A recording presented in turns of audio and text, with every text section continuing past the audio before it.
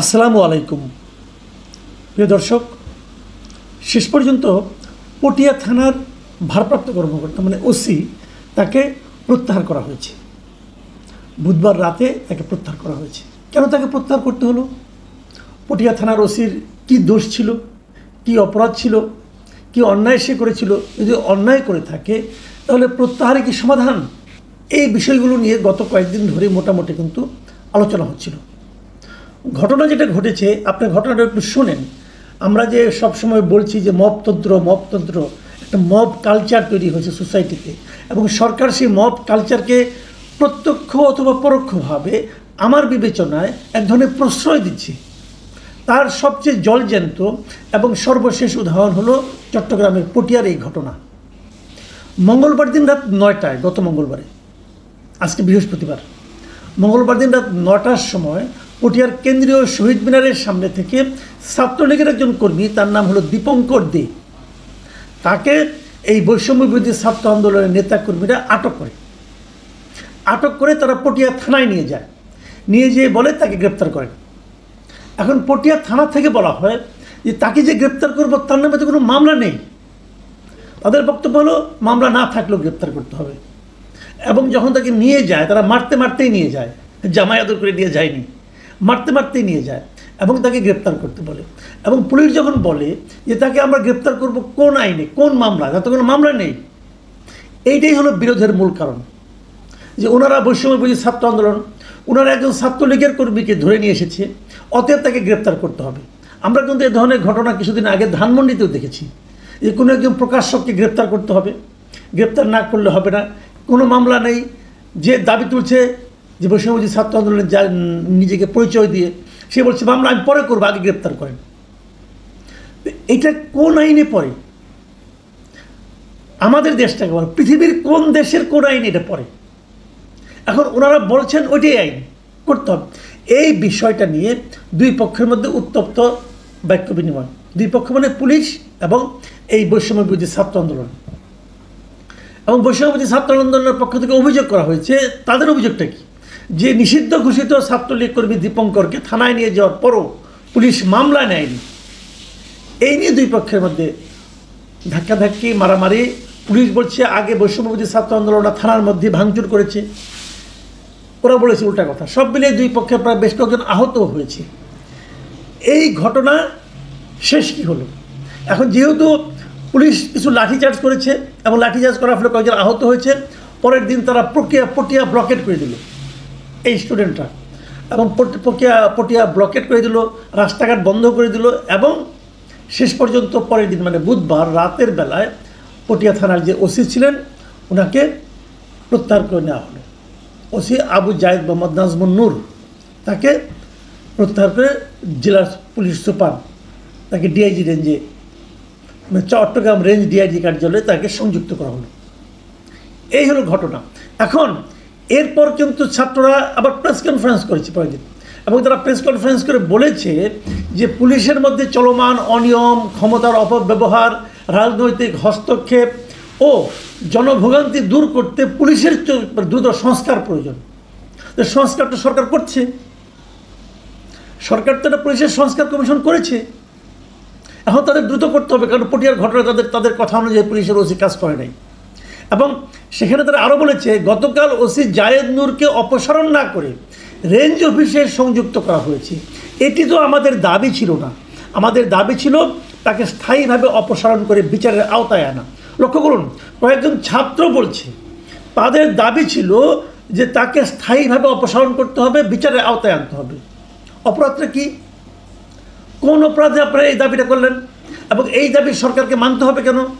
তারও যে বড় কথা, আপনারা কে ভাই? আপনারা কি সিদ্ধান্ত দেওয়ার? আপনারা কি আইন? আপনারা কি এমন কিছু করেছেন যে আপনাদের কথা অনুযায়ী সবাইকে চলতে হবে? আপনারা তো এমন একজন লোককে ধরে নিয়ে আসছেন, তার অপরাধটাকে সে ছাত্রলীগ কর্মী ছিল, ওকে কর্মী ছিল। এখন এই দেশে অনেক লোকের ছাত্রলীগ কর্মী ছিল, যদি তাদের বিরুদ্ধে কোনো সুনির্দিষ্ট মামলা না থাকে তাকে অ্যারেস্ট করতে হবে কেন? এত লোক অ্যারেস্ট করে আপনি জেলখানায় জায়গা যেতে পারবেন? মানে আপনারা পেয়েছেনটাকে, আপনি এটা বোঝান ভাই আমাকে। এটা একটা সিস্টেম তো থাকবে। হ্যাঁ, ছাত্রলীগকে এই সরকার নিষিদ্ধ ঘোষণা করেছে, অতএব ছাত্রলীগের কোনো ধরনের কর্মকাণ্ড চলতে পারবে না, এটা নিয়ে আমার কোনো আপত্তি নাই। এখন একদা কেউ একজন ছাত্রলীগ করতো, তার নামে কোনো মামলা নাই, মোকদ্দমা নাই, তাকে অ্যারেস্ট করতে হবে, তাকে ধরে আপনি চড়থাপড় মারতে পারেন, মেরে তাকে থানায় এনে বলতে পারেন যে অ্যারেস্ট করো এখনই। এটা কি আপনার মানে দায়িত্বের মধ্যে পড়ে? এবং এই জিনিসটা কিন্তু অহরহ ঘটছে।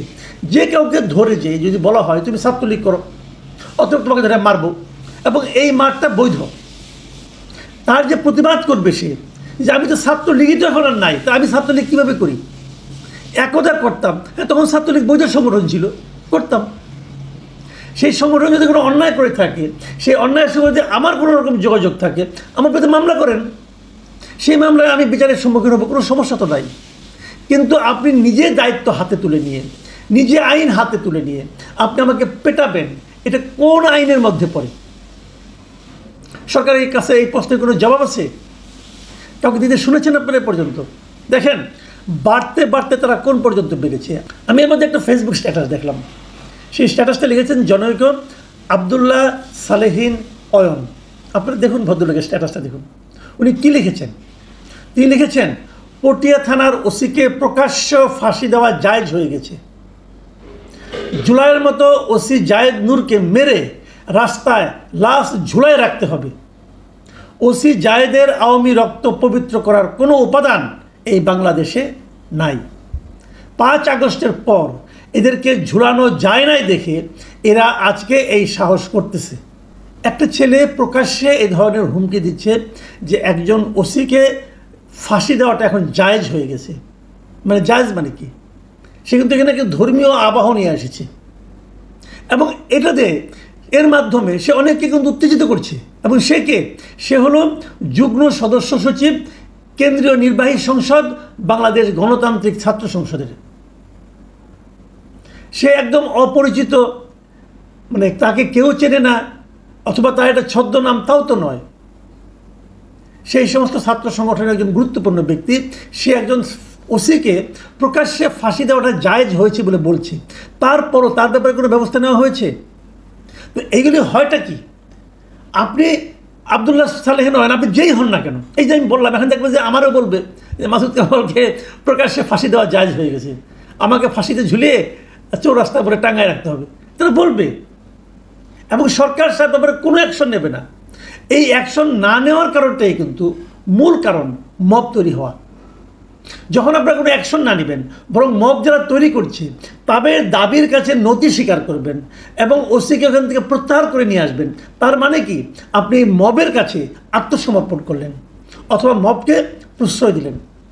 যখন আপনি এভাবে মবকে প্রশ্রয় দেবেন, তখন তো মব চলতে থাকবে, তখন আইন শৃঙ্খলা নিয়ন্ত্রণ করতে পারবেন না। আপনারা এর মাধ্যমে কি করতেছেন? সরকারকে আমি প্রশ্ন করছি, ভাই আপনারা কি করতেছেন? আপনারা কিন্তু বারবার বলতেছেন যে পুলিশের মনোবল ফিরে আনা যাচ্ছে না, তো এরপরে পুলিশের মনোবল ফিরবে? এই যে ঘটনা এখানে ঘটলো, সম্পূর্ণ বেআইনি একটা চাপের কাছে আপনারা মাথা নত করলেন, সরকার মাথা নত করলো, এই সরকারের স্বরাষ্ট্র মন্ত্রণালয় মাথা নত করলো। এখন ওখানকার পুলিশের মধ্যে মনোবল ফিরবে? তারা তো আপনার চেয়ে এখন ওই মবকে বেশি ভয় পাবে। তো কীভাবে সম্ভব? একটা আইন শৃঙ্খলা তো থাকতে হবে। এর মধ্যে আরেকটা ঘটনা দেখলাম, সেটা বলি শেষ করি। এই মুরাদনগরে আবার একটা ঘটনা ঘটছে। একটা ফ্যামিলিকে তারা মাদকে ব্যবসা করে, বাণিজ্য করে এটা বলে এই অভিযোগ তুলে সেই ফ্যামিলির লোকজনকে পিটিয়ে মেরে ফেলা হয়েছে। তো আগের দিন ঘোষণা দিয়ে তারা এই কাজগুলি করেছে। পুলিশ কোথায় ছিল? আইন শৃঙ্খলা বাহিনী কোথায় ছিল? তাহলে কি আপনারা মানুষকে নিজের হাতে আইন তুলে নেওয়াটাকে আপনারা প্রশ্রয় দিচ্ছেন, আপনি প্ররোচিত করছেন? এটাকে কি সরকার বলে? এই দেশে কোনো সরকার আছে এখন এই মুহূর্তে? আমার তো সন্দেহ হয়। মানুষ যদি নিরাপদ বোধ করে না করে, মানুষ যদি রাস্তায় বেরিয়ে নিরাপত্তা অনুভব না করে, যে কেউ যদি তাকে একটা ঘোষণা দিয়ে, একটা ট্যাগ দিয়ে তাকে যদি পেটানো শুরু করে এবং পুলিশ তাকে ফেরাতে আসলে সেই পুলিশকে প্রত্যাহার করে নেওয়া হয়, তাহলে এই দেশে আইন আছে এটা আমরা কী করে বুঝবো? এই যে প্রশ্নগুলি করলাম, এতে কি